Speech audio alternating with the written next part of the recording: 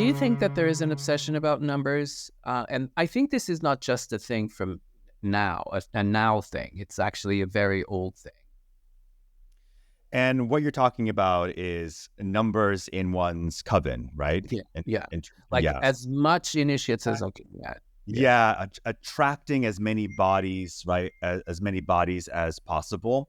And I absolutely do think this is a thing, and I think this is rooted in human nature, Right. where there are many people who like to have an audience, and it certainly fulfills their ego on many levels. I see this even in my own profession, these people questing for bodies inside of seats. And I have certainly seen this also in coven work. And what ends up happening is that you get quantity, most definitely, but you don't get quality. And sometimes, unfortunately, it doesn't phase the individual who just wants quantity. And I think it totally defeats the whole purpose, I would say, of a coven and a mystery cult, as well as a magical practice. And I think it just feeds the ego of the individual. What do you think about this? Have you seen it in your own working life and Oh, as your absolutely. magical life? And Yeah, I have seen this over and over again. Some people just happen to have a lot of people, and that's because of their work, I think, because they do attract a lot of, you attract people by the work that you do. And it's not what I'm talking about. It's not publicity. We don't proselytize. We don't do anything like that. But the thing is that sometimes if you were working correctly, and really there is a correct way to work for this craft, you will eventually end up attracting people to your coven. Meaning people will be compelled to actually want to have that experience with that group and etc. yeah, because you're talking about like actual, you're building up a type of egregore, you're building up a type of like magnetism. Exactly. And Yeah. anyone who's in sort of intuitive or sensitive, who is truly seeking, sort of picks up on that, Right. right, But and then seeks you out. I think that the problem is a little bit more complex than this because there are people actively seeking neophytes, meaning they're really, they publicize, they do a lot of other strategies to actually get people in. Of course, this happens, and then of course the quality is not the same. You will get a little bit sloppy in terms of what your requirements are to be part of your group, and then what really is horrendous about this is that, of course, a big group is very difficult to manage because you have a lot of people to attend to, or at least to get synchronized and to get into the work and all of that. And to teach, of course, it's a lot of people. But look at Alex and Maxine. But I think, there were the exceptions at the time on the 60s and 70s. There was a lot of people. I mean, Yeah, there was a lot of people, but they had like very intelligent strategies to manage this. And I don't think that we have learned that from them. Well, some groups haven't learned that from them at all. They would assign groups of initiates to trustworthy initiates of their own. They had a core group within their group, and those initiates would take care of or would teach a certain amount of people, and they were assigned to. So that's a brilliant idea, to actually do that. I'm not talking about this. This is different. That's an organic way of doing it, and a very circumstantial at the time. There was a lot of people interested, and they came up with that particular strategy.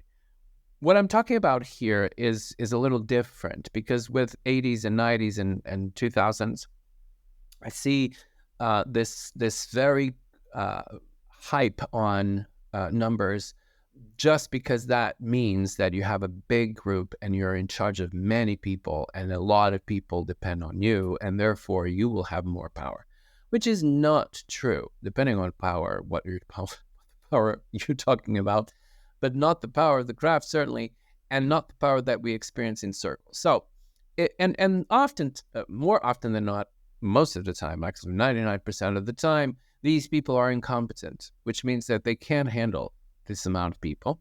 and they can't handle, they're not actually very good teachers. And I know a couple of them like this. And of course, it gives them status. Yeah. There's a lot of people in that coven.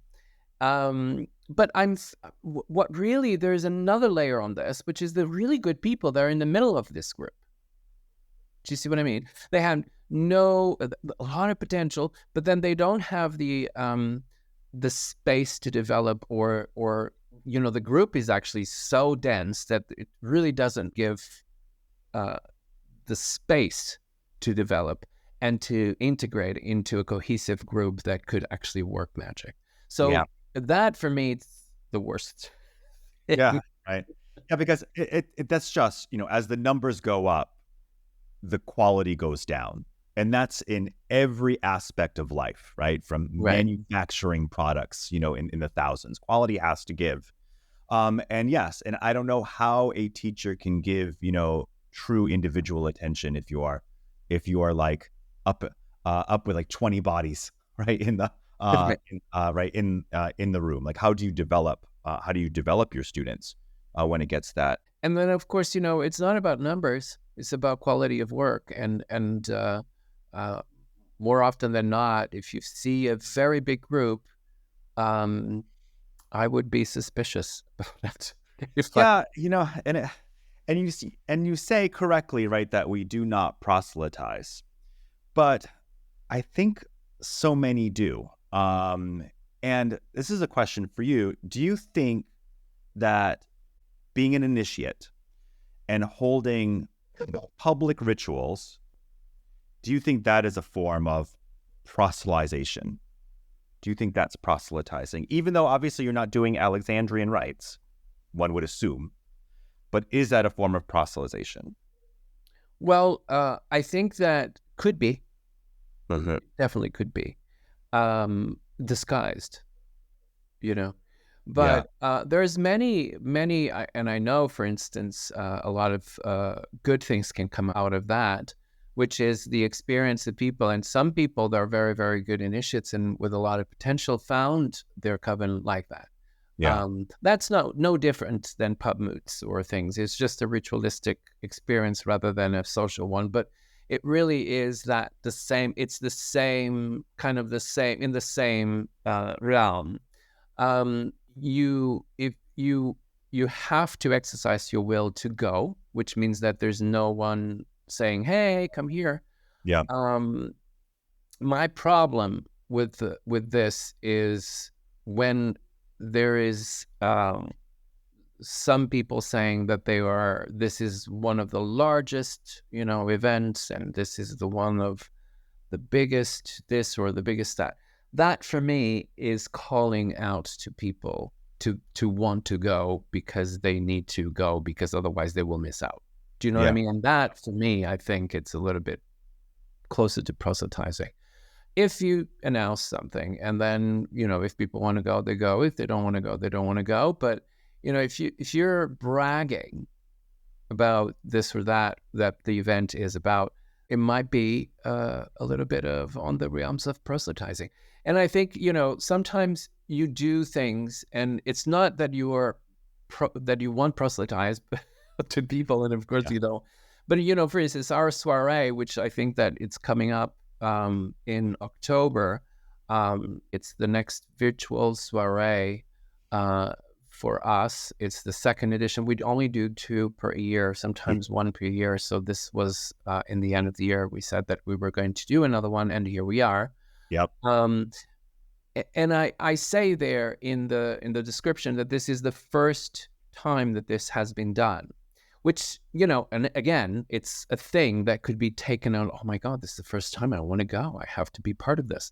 Do you see how that this could be interpreted as proselytizing? Because it's actually something that is said, that it's unique, that could be. So it shouldn't be done. It shouldn't be done, and it shouldn't be said this kind of things. But there's worse than this. I mean, this is just something that I put it in there just because it is true. It's true historically. We should just avoid those things, because then it's like, oh my God, I want to be part of the unique whatever.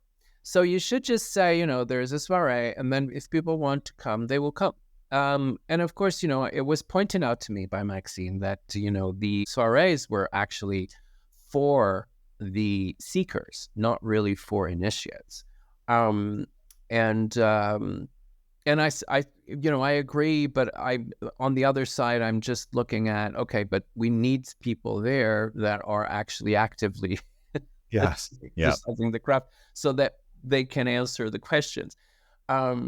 Because we don't. So the model for us, and if you haven't been in the virtual soiree, we only had one, but if you haven't been in that one, is that we mediate it. We host it, but we don't really give our opinions unless it is in the end of other people say things, and also if there is a lot of difference between what we think and our experience and what they said.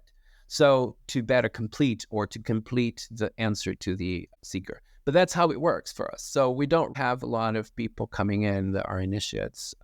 We have I think that we had 5 people last time. Yeah.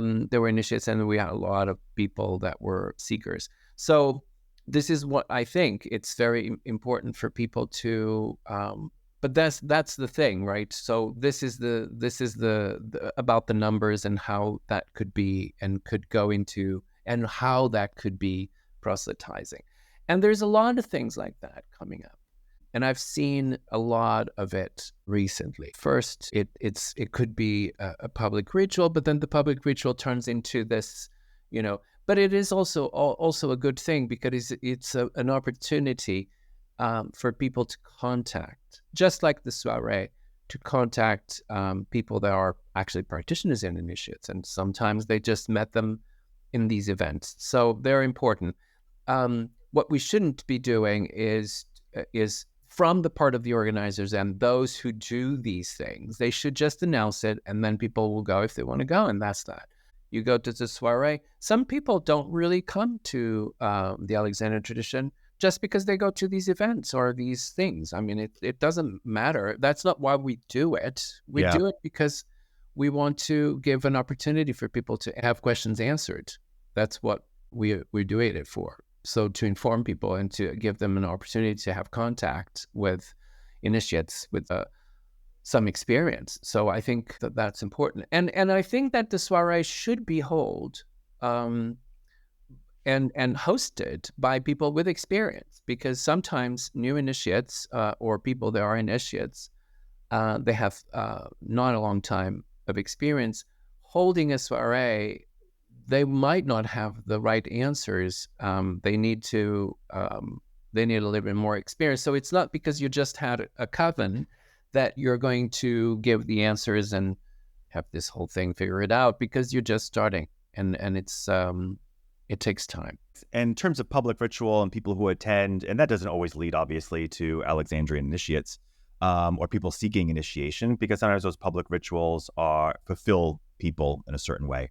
And they don't seek anything further. And I would say that too about the soiree, because some people just like to go, hear the answers, satisfies their curiosity, right? And they move on from there. Gerald Gardner, Alexanders, they were absolutely public witches. Certainly, I'm sure to the chagrin of witches who wanted to keep their practices secret.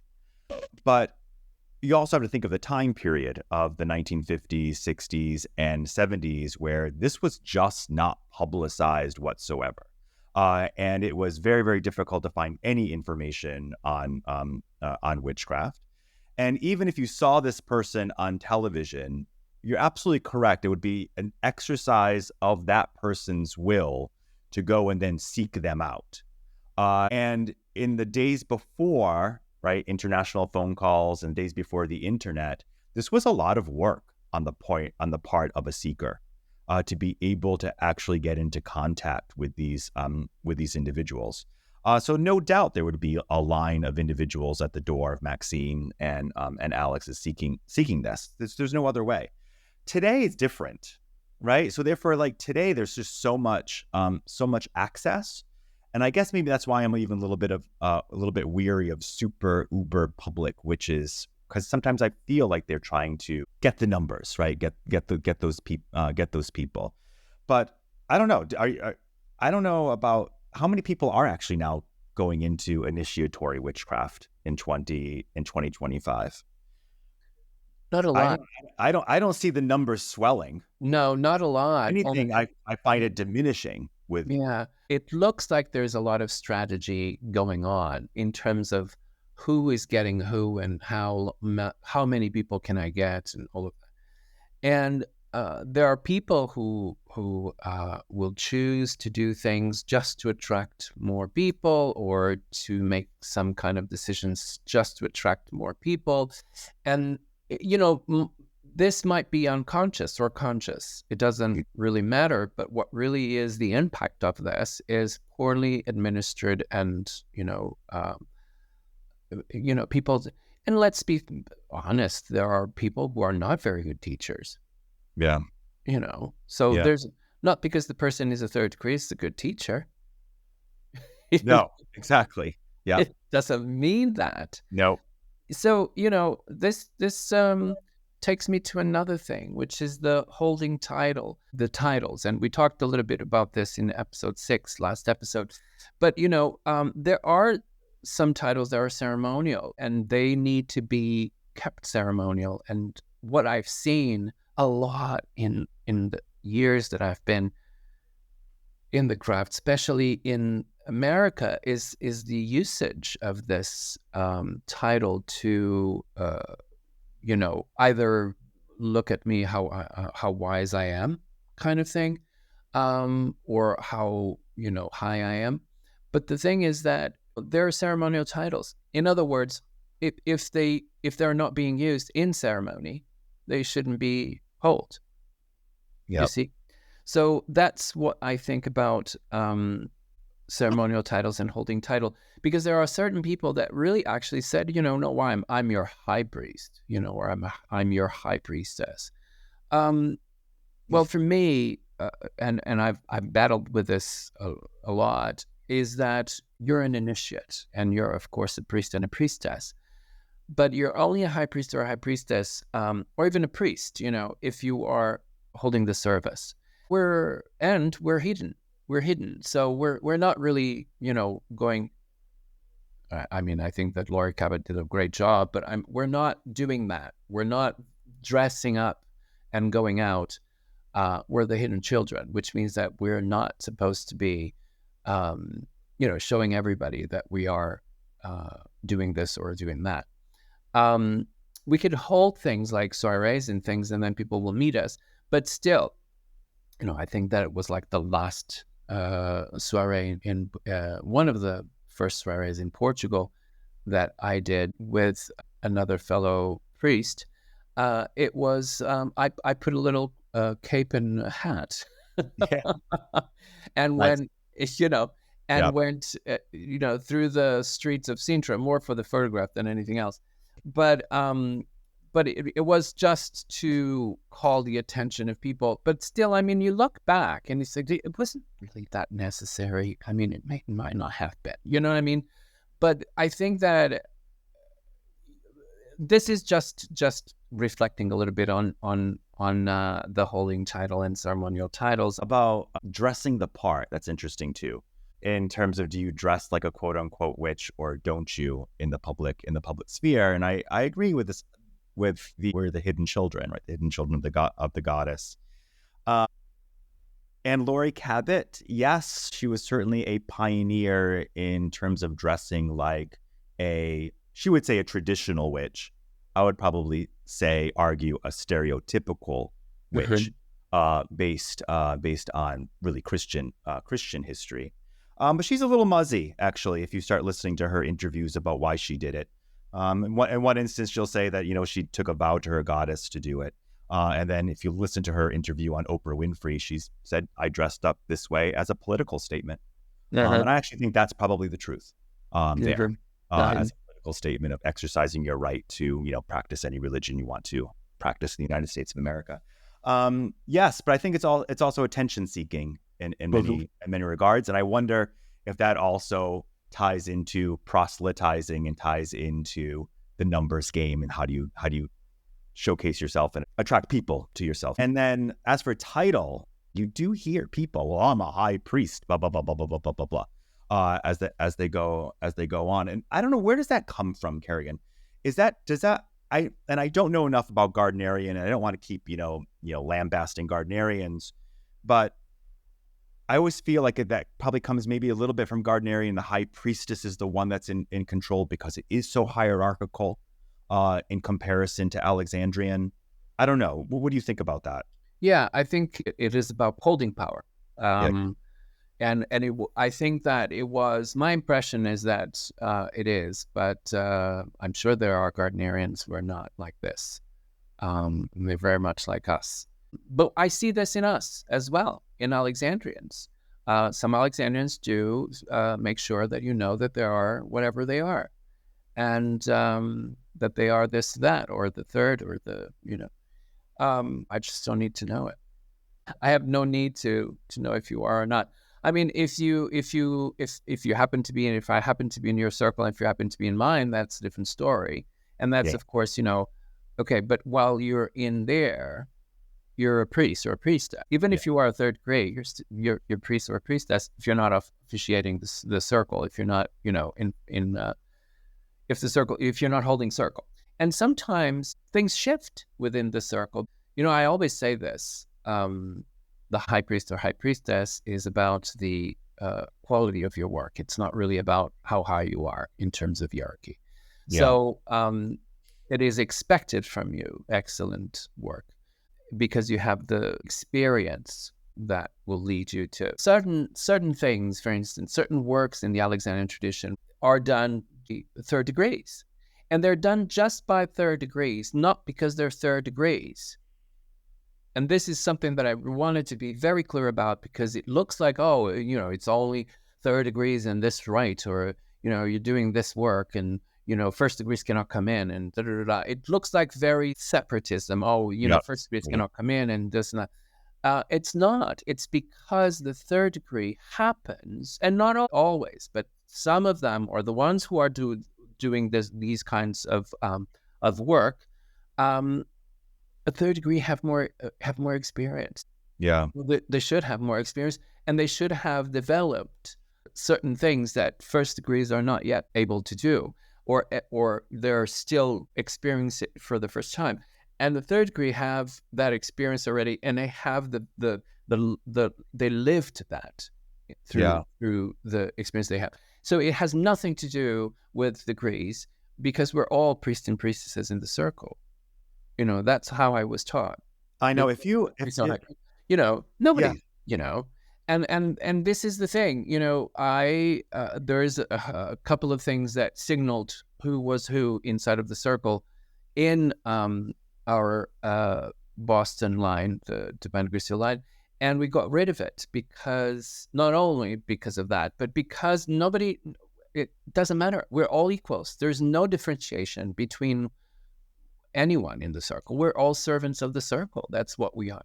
And if people insist in differentiate themselves, I'm the high priestess and I need to wear this and that, and the high priest needs to do it, and nobody else can do this, and nobody else can wear that because it's only the high priest or the high priest. That's really sad. It's really sad, because it's separating. We should be all equal. We should be all initiates, all priests and priestesses. I don't care if you have a third degree or a second degree or whatever it is. You're still a priest and a priestess. Yeah, and this is a really fantastic point to make. If you are a first degree working in a coven and you are getting excluded from doing things on a regular basis based on that you're a first degree versus a second or a third degree, that to me is a huge red flag. And that is not a coven perhaps you should want to be in, because, as you say, our first degrees can do basically just about everything that a second and a third degree can do. Same with asking questions. If first degrees are asking you questions as a third degree, and you're telling them constantly, "Oh no, I can't answer that. You'll have to wait until you're a second or a third degree," that's another major red flag. We are all servants of the circle. You're absolutely correct. And those things should sort of fly away when you're acting as a priest or priestess. Absolutely agree. What do you think that vocation is?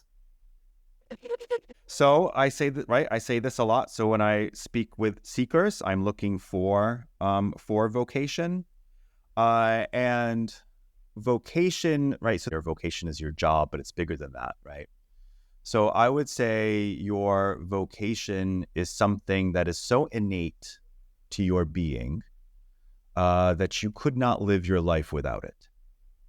That's what I'm looking for in a seeker, and I think that's also why it's so rare, honestly, to initiate, because I don't think many people actually have vocation where it's something that they cannot escape. It's like your hair color. You can dye it all you want, but you'll always be a brunette.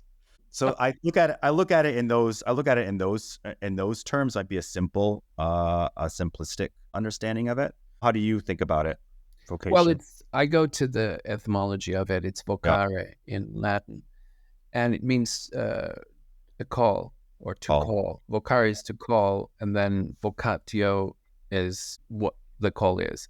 But it has been mistakenly interpreted in terms of what we're talking about here as your occupation. Yeah, that's a very shallow. It's No, very shallow. Yeah. So Yep. let's just not go there because it could absolutely. It does. If you go to, I don't know, corporate America, that's what they call it. Yep. Not really in the corporate America milieu right now. We're talking about craft. So let's just not muddle the whole thing. It has to do with something absolutely right. So it's something that you cannot deny. You can't really live without. You can't be yourself fully if you don't really practice that. It's your call. So it's something that really is inheritedly connected to your core, and you have to absolutely be that. That's a vocation. Like nursing is a vocation. Like a doctor is a vocation. Like an actor is a vocation. All of those things they need vocation, which is not the definition of what they do. No. Not what they do, it's why they do it. It's because they can't live without doing it. Mm-hmm. So that's what I'm referring to when I'm talking about vocation. And sometimes people don't understand this. Why, in your opinion, do we ask for a vocation? Why is it's so important for us? I think it hits on many levels. And just before, I just want to go back to what you said about vocation in terms of nursing and whatnot, because this is also ties up with priesthood, is that if you don't have the vocation, you're not going to last in that position. That's right. Do you understand? So therefore, you're not going to last as a priest if you do not have the vocation. You will not last as a nurse if you do not have the vocation. So yeah, it's bigger than the job. I think this idea of looking for vocation or having vocation is integral to our work in terms of the responsibility that you bear, the commitment that you make as well in this undertaking. I think it's because without it, you have nothing. Without it, there's no. What do you have if you don't have vocation? Then you're just going through. That's like empty rituals. Like you're just going through the practice. Like you're going through a recipe. How many do we know like this? A lot, because a lot of people don't. Vocation is really rare, and that is why I would much rather be in a cozy coven of 3 individuals who have vocation than a coven of 13, where the lion's share do not, because nothing happens when that's the case. Nothing magical happens. That's what I meant. You're not connecting to deity. Nothing happens. You're just going through the motions, and that's just empty. So when you have vocation, what happens is that subconsciously, this is so tight to your inner core in terms of your essence that you cannot live without it. And that brings potential. So it's tied with potential as well, which means that you are willing to do anything and everything to really exercise your will to go forth and to develop yourself the best you can, because you want to fulfill that which is your vocation the best way you can, so that you will satisfy that vocation. So it's inevitable. It's tied into will. It's tied into investing in the time and the experience. If you have vocation, you want to be there. You want to be there every single time. Vocation brings in a lot of other things that are absolutely necessary for good priesthood, an effective one, because you will always be there. You will always have the will to develop. You will always have the time to develop. This is part of your life. You will have a section of your life dedicated to this, even if you do other things that, of course, we all do, because we all have jobs and things. But that is also as equal, if not more important than anything else. It is a space in your life, and sometimes I just feel that people treat this as hobbies. Yeah. I think it's not a hobby. It can't be a hobby if you want to be truly dedicated to. And then, of course, there are some people. What about those that show up only once a year? Okay. You are really pushing the envelope. I'm trying to be a more diplomatic, democratic person in 2025, but it's not going to happen, I guess. People who show up once a year, why are you here? Like, get out. Get out. Why? I understand, the idea of, like, you let your conscience, dictate when you come or go. I get that, right? I get that. But there is a point where if you're just showing up once a year, I don't know why. I don't understand what you're doing the other, 364 days. And how is that? How are you developing? Like, how are you learning? How are you connecting? How are you worshiping? How are you making magic? Like, how are you just be a solitary at that point? I just don't. Yeah, no. I don't think it's possible. I don't think you can be a competent initiate showing up once a year. It's very rare, but sometimes it happens that a person is coming in and they need something from the circle, and they come in just for that, and they are as generous when they come in as anybody else, even more probably than others. Well, because they come only once, and that means that they are truly evolved. That means they have really evolved in a way where they can come in like, I don't know, like Diana Ross on the stage and like perform and then whisk their way out. That's good for them. Fantastic. Yeah. I have yet, you have much more, you have a longer experience than I do. So I have yet to meet a person that is able to do that. Yet. Yeah. So, and then you'll have those who will come. There's different needs, right? So each initiate have different ways of approaching the craft and different ways of coming to the craft. And we get very upset when people, they don't come, or they don't, or this and that. I used to be very upset when people would miss things. But then I realized with my experience that it really isn't about you, is it? Why are you so upset? Because it isn't it's you, right? And they're not. It's you. It's your ego, in some ways, right? And they're not. You should be here. They're not even thinking about you, right? But I think it's. But I think it's when you are a third degree, it's the teacher in you. So it's the teacher in you where you see the vocation, where you see the promise of that person, and it frustrates you that they don't follow through with, quote unquote, your plans, right, for them. Completely human, feeling, right, to have. But I have literally had the experience of people who just kind of breeze in and breeze out, and all it is disruption, honestly. To the group. If the group is good enough, they won't be it could come, anyone can come in and Yep. they won't be disrupted because they have been working together for a long, long time and they know how to handle it if they are coming in once. Yeah. Sometimes you have, like, for instance, your group shouldn't be disrupted if somebody that it's invited comes in.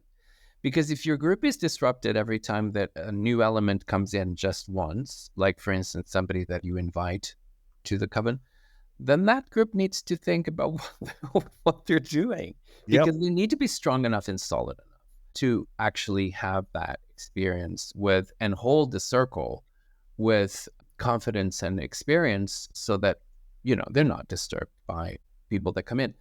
What I think that we sometimes, as teachers, a good teacher is very hard to find. A good teacher is very hard to find. And the reason why it's very hard to find, it's because the teacher has to go through so many things and have to go beyond the ego and try to kind of like go beyond anything. Because, when you said, oh, it doesn't match your plans for that person, but the plans are not yours. Yeah, and We that's what I might mean. have an idea. Exactly. You come up with these Yeah. plans, and Yeah. that's Yeah. not the person. That's not the person's agenda. No, and that's fine, because the person is the person. I gave up a long time ago to be irritated by these things because they are not yours to control. They need to be aware of that. If they're not conscious enough to understand that they need to come, or they need the experience, then that's their loss. It's really their loss. It's not the teacher's loss. The teacher has the experience already. They don't need that experience with the student. The student needs the experience with the collective, with a group, so that they can evolve. And if they don't come because the balance in their life is kind of difficult and they need to be somewhere else, then let them. Literally right now, I find that I'm practicing a very organic way of the craft, which is let it be. Let it be. Just listen to the gospel of the Beatles, because the Beatles were right. Let it be. Because don't suffer if they don't come. It's fine. People have things to do. And if they don't want, then they don't get the benefit of the work. That's all. I am not very evolved yet. Let it be. Let it be. Because if they don't, then something goes, it shows, right? It's going to show. And then it's going to show, not you, them, that they are not at that level. They will want to come and do something, and then suddenly it won't work. And it won't work because they haven't spent enough time with it or the experience. They haven't gone through the experience. Because, certain things in the craft requires the experience. This is why I said that third degrees sometimes have third degrees rituals only because of the experience they have. And it's not because they're third degrees. It's just that a third degree happens to be the person that have more experience or have more supposed to have. So the person who has vocation, so you think that therefore, so maybe their vocation only goes so deep as once a year? It could. It could. It's something that you can't live without, but you can do it once a year, all fulfillment. Why does it have to be about numbers? If that I stop by Circle every 5 years. I come on in and I every go 5 years, yeah. Well, every 5 years. There are people, but this is the thing. And that's a mark of vocation, but you would call that a mark of vocation. Well, their vocation is still there. It doesn't mean their vocation is to be, nothing is there to say that the vocation is there to, it doesn't measure how many times you come to Circle or how frequently you come to Circle. That's not a measure of the vocation.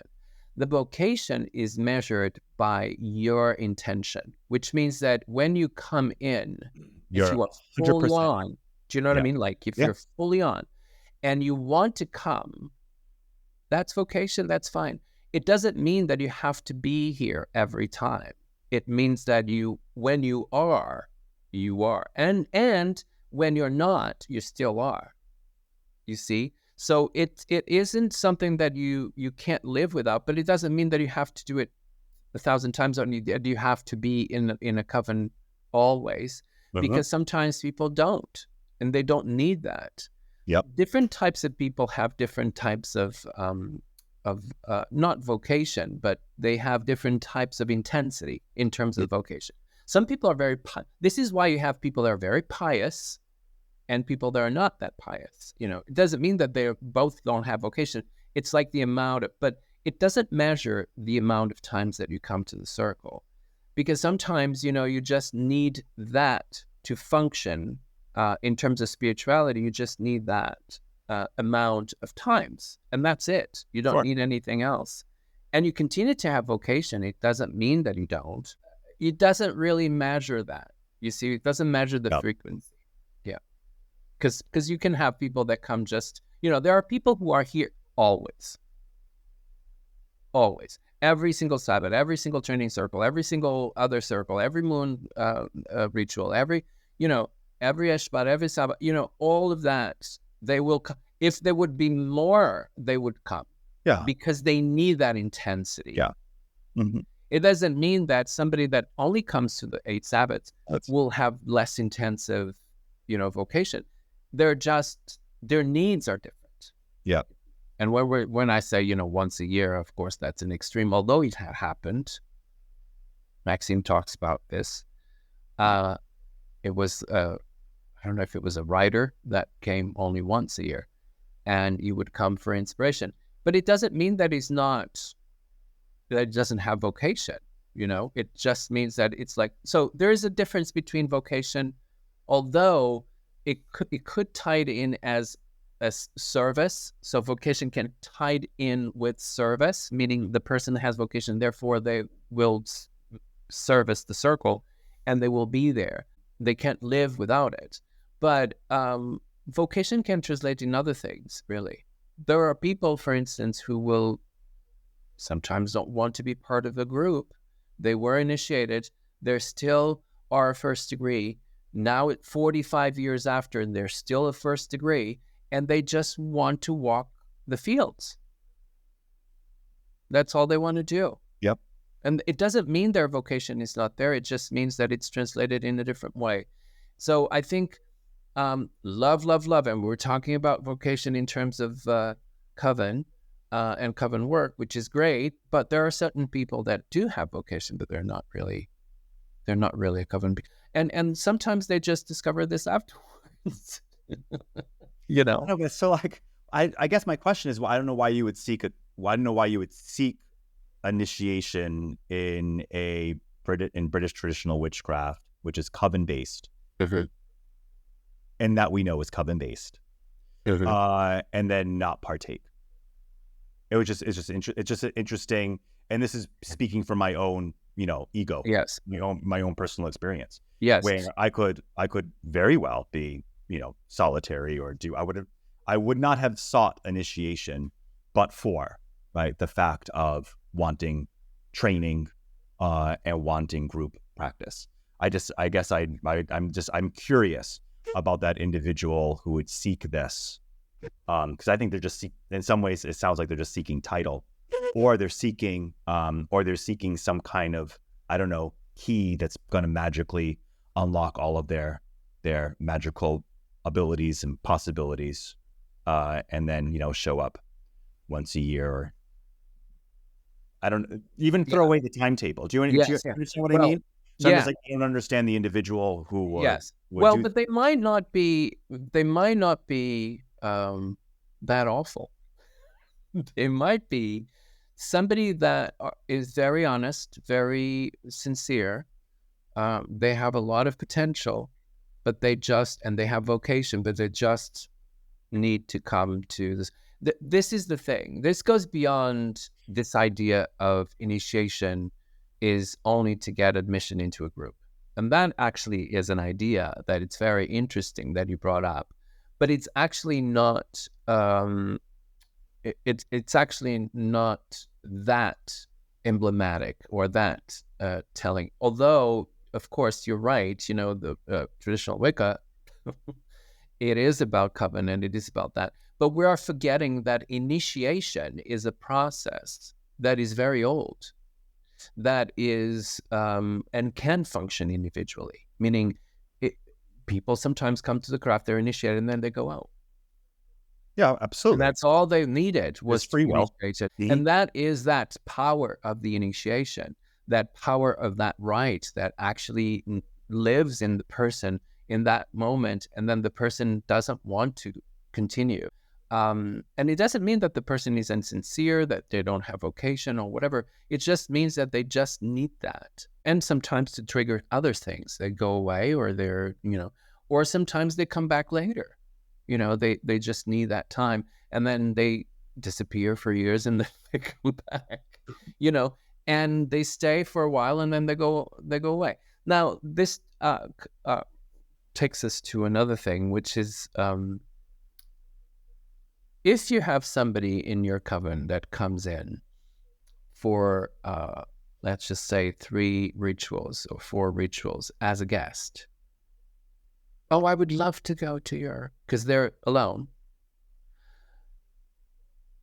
Would you allow them to do that over and over and over again? I come from a different point of view. Like, I come from a very mundane, practical point of view where I am just like, maybe I'm a little too textbook at this juncture. And I'm a flawed individual. And like, hopefully in years to come, I will be as, let it be as the Beatles are. Would I let someone guest in 4 times? Doesn't matter the number, right? So it doesn't matter. Yes. So no, what I mean is like more than 3. Right. So, they're just guesting in because this is what they need from some type of evolutionary spiritual standpoint. No. Like, if I'm thinking, but Karagan, that's how you're phrasing this, right? So therefore, you're phrasing this in terms of it's their journey. So therefore, then if I'm looking at it that way, who am I to interrupt their journey? And I should see cosmically that this is their journey and allow them to do so. Would I do that? Absolutely not.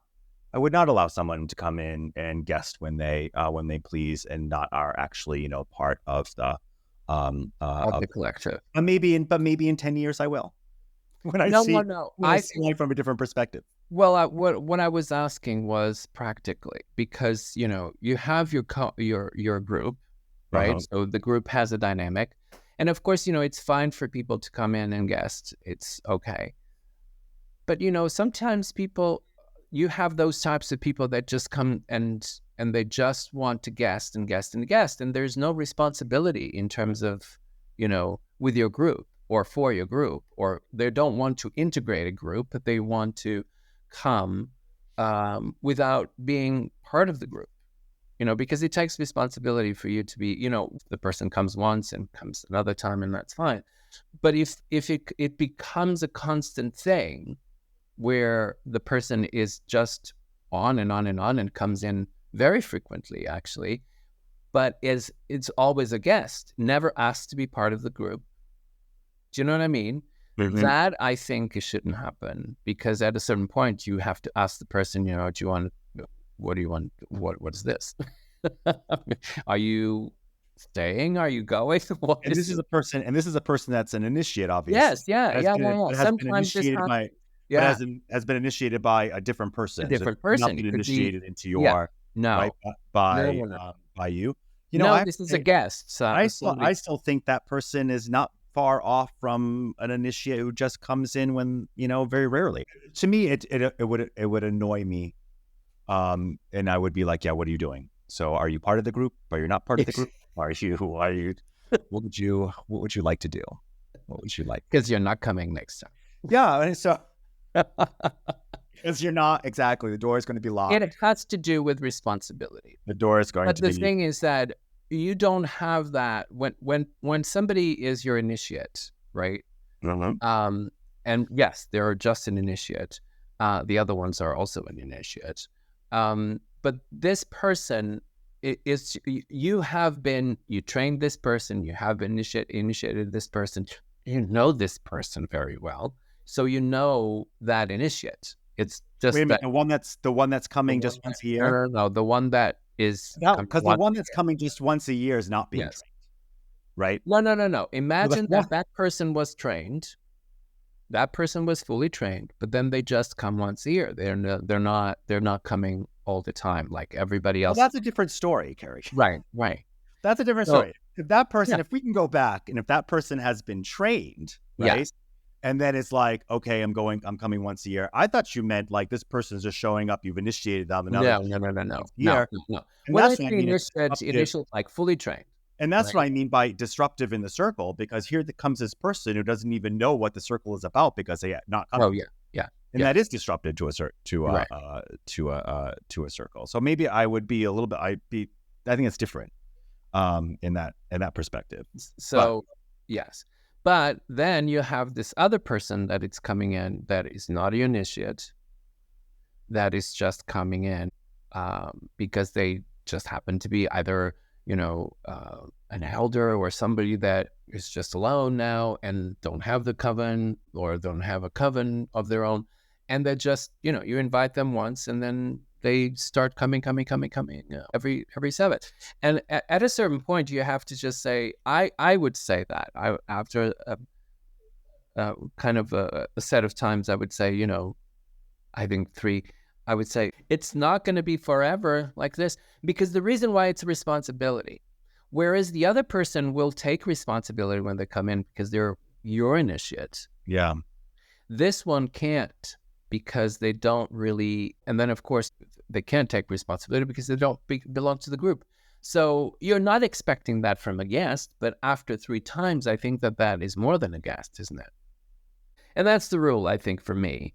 It's not a lot of times. I mean, 3 times is fine. Let's talk about vouch.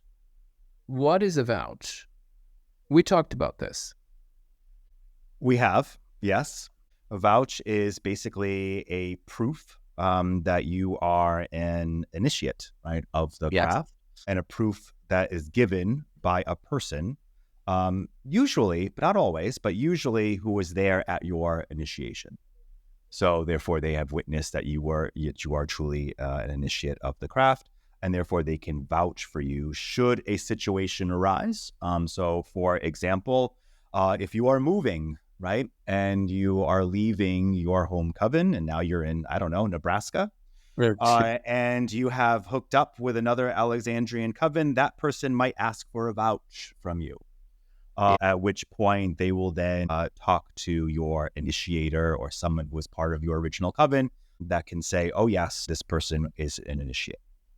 That's how I would say. Yeah, no, that's it. And the reason, well, I was hearing craft only, which, the vouch, and I know that people outside of the initiate, circle could ask if that person is actually a person that it's an initiate or not. But it doesn't really mean anything for them that way. I mean, if an elf, let's just say a seeker goes to somebody and asks, oh, is Karagan really initiated? And then to you, and then you said, oh, yeah, he's initiated. It really doesn't matter because they don't really understand the vouching process. You can ask, it's fine, but it's more useful inside of the craft rather than outside, I think, because it has a different way of functioning. Outside is just a question that you don't know if that person that it's responding to you, it's actually an initiate or not, or if it is properly initiated or not. So if you're a seeker and you go to another person, you don't know if that person knows the other and if they were in their initiation or not. No, it gets tricky. It gets tricky Yeah. unless that person's like a known figure. Yeah. In Very tricky. Right, in witchcraft. So, for example, with my initiating coven, I did ask for a vouch, because that's who I am. I want to make sure that the person really was what they claimed to be. Who gave you that? I mean, did you go to somebody else that you knew that you trusted? I mean, how is that work for a seeker? Meaning, like, okay, so I asked for it, right? So therefore, it's the emails and phone calls, okay, of speaking to my initiator, right? And then I asked for I asked for a vouch. I asked for that person's credentials. I'm like, who can vouch for you that you are what you say you are? And that person gave me contact, but the contact is a well-known individual in the craft, so therefore absolutely a trustworthy source. Yes. But So I did that as a seeker because yeah. I'm Yeah. not going to somebody's horse and dog and pony show because and I think Well, seekers need to do their due diligence. I think there's a lot of unscrupulous individuals out yeah. there, Yeah. or even if you just ask the person, even if you just ask that person you're talking to, oh well, can you give me a person that I can talk to that knows you? And if that person says no, I think that's a red flag. I think I certainly, if a seeker asks me these things, I would give them lots of names. Go speak to this one. Go speak to that one. Yes. Me. So Yeah. Yeah. So yes, so we talked about the vouching as traditionally it was that. It was actually it goes almost like borrows a little bit of the idea of the Masonic vouch as well, which is at the time of initiation they ask who can vouch for this person, and then of course there is who's the brother that can vouch for this person, and then there's somebody that says I can. But it's very interesting because this historically was before the person actually was initiated. That vouch was given. well, yeah, because that's different, right? That's different because Yeah. that's actually more, a proper person properly prepared. Right. It's more on that term because you're vouching for what, like the integrity of this. Like I am a Mason and I am vouching for the integrity of this person who I think will be suitable to become a Mason. So you're actually putting your reputation on the line. Exactly. Right? Exactly. Yeah. And if you see some of the works that Gardner did, and he put out High Magic's Aid, and you can see that the early ritualistics in terms of initiation, that was used originally. Yeah. Who can vouch? Who's the vouch? Oh, I am. I bring this in this neophyte to the edge to be initiated. And that, yes, that would be a reputation kind of thing. I mean, if things go wrong, Yikes. you're the one. You're the one. Thanks a lot. Thanks a lot for bringing this one in. What were you thinking? You were not thinking. You were exactly. But the thing is, it's very interesting how it evolved. Then it became something that within the craft, it came, it just was like that. Mm-hmm. And it's very interesting that it actually is with this era of the social media and everything. It really bloomed that concept of vouch because people would open groups and things. I remember when I opened the network, that was how it was done. It was the vouch. Who are you? Oh, I'm this and this and this. Well, is there anybody that can vouch for you? And it's, oh, sure. And then, of course, that person will write and says, yeah, this is my initiate, or this is how I know this person. But it evolved a little bit from the traditional way, which is the person was there at that initiation and can vouch for them by presence because they were there. They saw it happen. So a vouch is somebody that can actually confirm that you were initiated, and they can only do that if they have been there in that initiation. So this is the traditional, more, traditional way of saying it. But then evolved into, I know that person because I know their initiator. Exactly. Yeah. And because of that, I can vouch for them because I know that they are, and that's it. I think it gets, don't you think that it gets tricky when, if somebody asks you, this is almost on the verge of outing people, right? Unless that person says, oh, if you need a vouch, I can be your vouch. But if somebody asks, like a seeker asks somebody, and then they give the contact of a bunch of people that can vouch for them, that's a little bit tricky because you don't want to do that. So you don't want to, Well, my point, first. the people that I would give are pretty public. Yes. known people, I certainly would not. Imagine. I would not give that one, the name of a truly, hidden hidden talent. Happened to me. I asked, I was initiated already, but I Yeah. asked to vouch for somebody, and then they gave me some Mary something, and I haven't never heard about that person. And that person wrote to me and said, yes, sure, he is whatever. And I don't know that person. Well, that's not really useful, is it? Because I No, don't know that. exactly. You're like, who are That's you? not useful. Yeah. So within the craft, I think that you need to give people that you know, and that the person knows could vouch for you, so that there is a common denominator there, right? So Yeah. that's how it works, actually. So if you give, like, I don't know, John Doe as a vouch, you don't recognize that vouch because you don't know the person, Yeah. or you never heard about the person. If you say, my vouch is,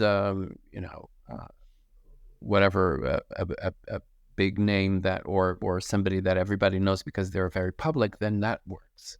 Yeah. You know, And other the than thing is that, too, and giving a vouch should never be personal, in the sense of, if you have, which happens, a falling out, right, with an individual that can vouch for you, that should never be used against you, in the sense of that person still has a duty, to say, no, this person is an initiate, even if they don't like you, right? oh Do yes, yeah, you know what I yeah, mean? Because I yeah, think that's sometimes that happens where someone may not vouch because they have personal, animosity towards another individual.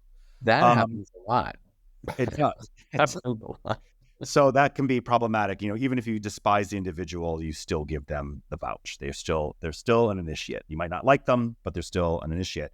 And then, of course, there's, you can ask, if you can't get a vouch for an individual, what if everybody's dead?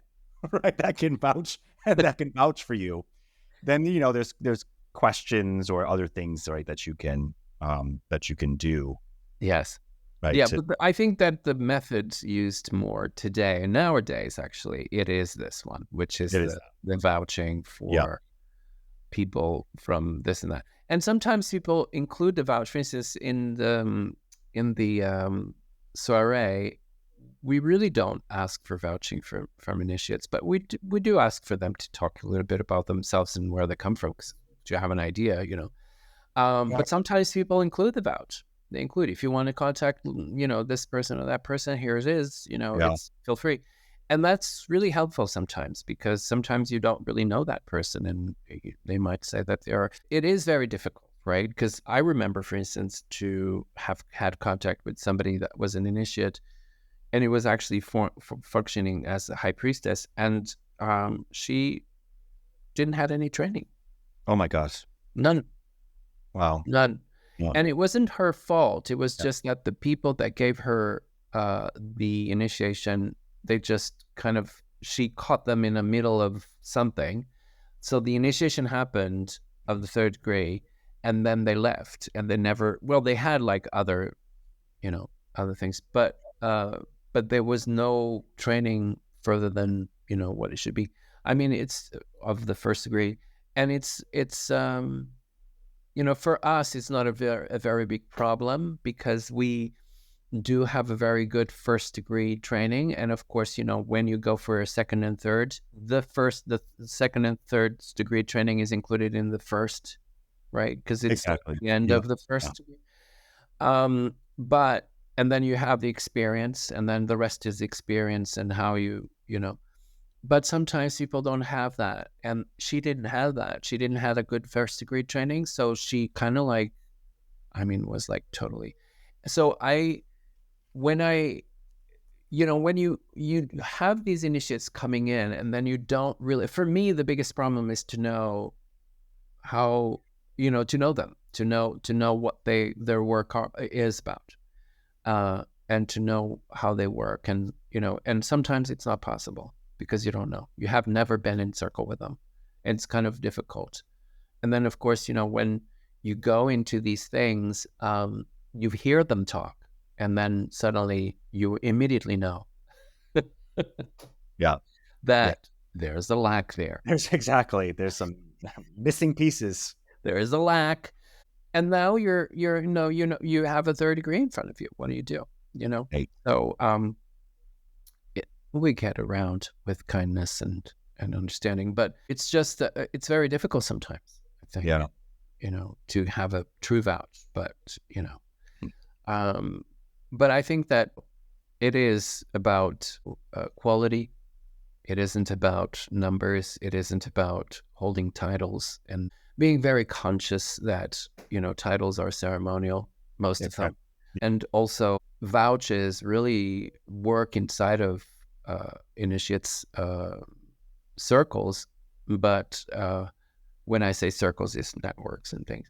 Exactly. But it doesn't really work very well outside, because outside, it could be if it only works well outside, meaning for a seeker to ask if that person is or isn't an initiate. Yeah. Because what you want to know is if the person is an initiate, if the person is an initiate or not.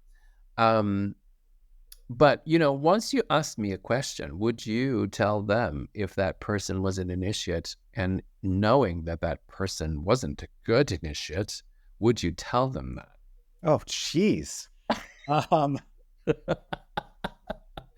Today is the day of the difficult questions. Honestly,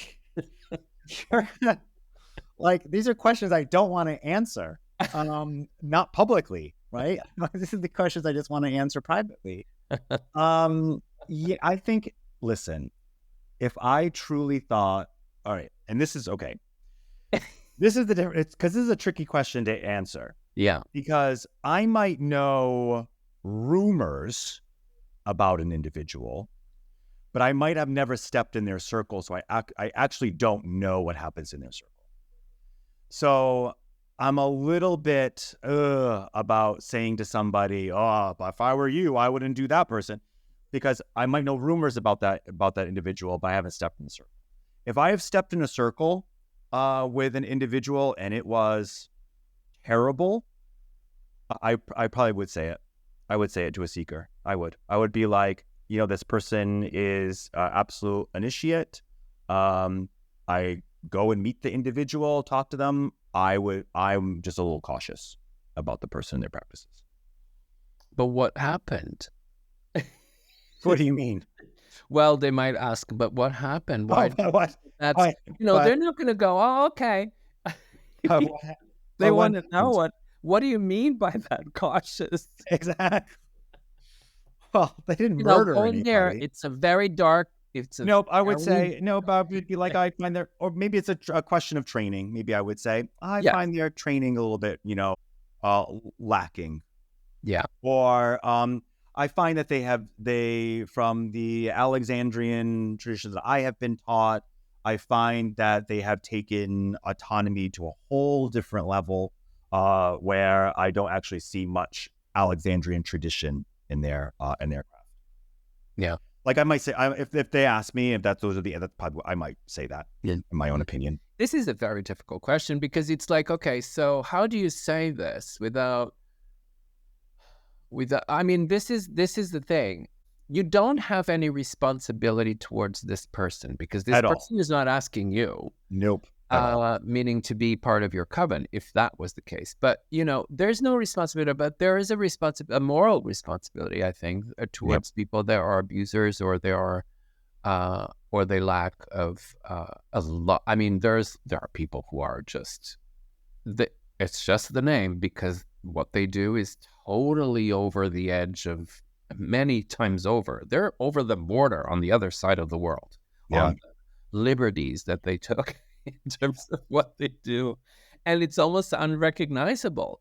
So I mean, and it's fine. Sometimes, it happened to me once. A person said to me that their high priest, that was not even their high priest, because they were not initiates, but the person that they were contacting, which was a high priest, was depressed. And do you remember this? You remember this. That was depressed, and they were in talkings for her initiation, and she wanted to be initiated by this man, but he was putting a hold on it because he was going through a very deep depression.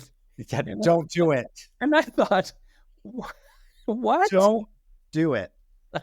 I thought, okay, so if the person that you're going to be initiated by has been in a terrible depression, this is not a good thing. No, there's exactly. And I said that. Yes, not a good thing. And the person says, "Oh, wait, I don't mind." Okay. No. So sometimes it doesn't matter what you say. No, exactly. Because you can be like... I was very kind. Kind, and I tried to say it in the best way possible. Yeah. But of course, if they say, "Oh, doesn't matter, I will wait," then it's like, it's obvious that, that's there's nothing to do. Exactly. And it's like, because I could be like, have you seen their Facebook page? Have you seen their Instagram? And you still want to go through with this? Yeah. But if they do, then that's their will, right? Oh my God. And do it. It's very odd, isn't it?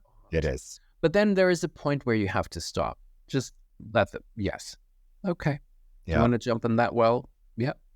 Go for it. Go for it. Yeah. Yeah. Very odd. Very, very odd. But then again, it's all about the will. It is. And if you see the person, sometimes that's what it is.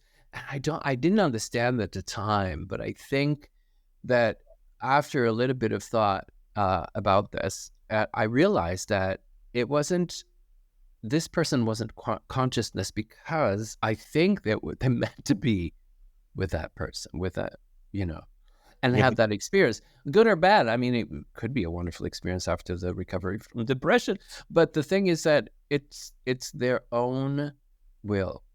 Yeah. And clearly not conscious of it, right? Because they said, "Oh, I don't mind to wait." I mean, if you're a person that it's, and this is a, public announcement, if the person that you're actually are in contact with is a high priest or high priestess, but it's in a deep depression or have episodes of deep depression, careful, because, people that are initiating you should be healthy, and they should be resolved, and they should be totally in a state of health, and being that psychological health or even physical health that could endure and be fit for an initiation. If you don't really think that person is that fit, if the person is in depression and have depression episodes and stuff, which I really sympathize with, because sometimes that happens to people, and it's really, really very difficult. Yep. But the thing is that, don't go. No. Yeah. If that person should. Yeah. If that person has like issues with psychological issues, don't. Yeah, don't do it. You need to seek someone who is stable, right? Who has stability, stability in their lives. In every single aspect of their lives. In every single aspect of their lives. We all have our trials and tribulations, right? We all have our struggles. But generally speaking, that person should be pretty much stable in all aspects. And if they're not, that's also for me a red flag in terms of, I don't like, how proficient is their magic if they're constantly living in a state of instability. Probably unstable. so unstable. If magic. You don't know like where your next meal's coming from, or you don't know where you're sleeping that night, or you are having hallucinations, that's pretty problematic. Yeah, no. I think that there's a lack of consciousness sometimes of the seekers, which, it happens, but there's a lack of consciousness of the seekers to see these things. Sometimes they really like the person, and they think that the person is the best person for them because they feel that they have a connection with them or whatever. But you need to look at these things as well, so is the person, fit in every aspect. They have an instability in their lives, any instability really, doesn't matter if it is health-wise or even mundane or whatever it is. Just, think about it, because it shouldn't happen. Well, I think the craft also attracts people who live on the fringe, right?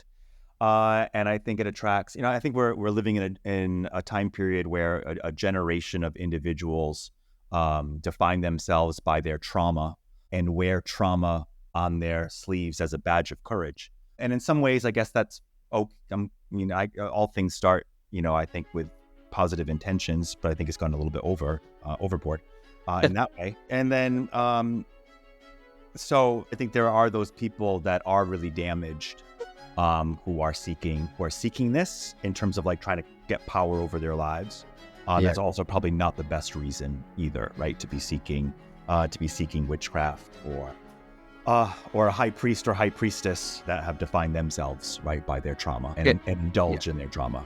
No, and we talked about this in the previous episode 6, which is like, this is not a place of therapy.